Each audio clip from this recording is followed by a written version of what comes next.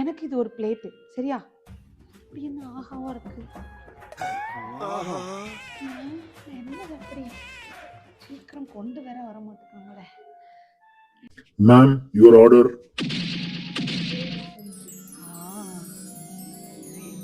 நானும் சாப்பிட்றேன்.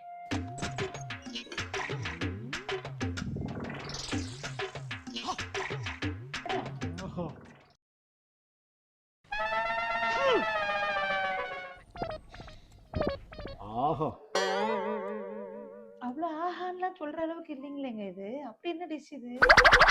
இந்த ஸ்பெஷல் டிஷ்ஷோட பிரைஸ் வந்து 10,000 rupees ஒன்லி மேடம்.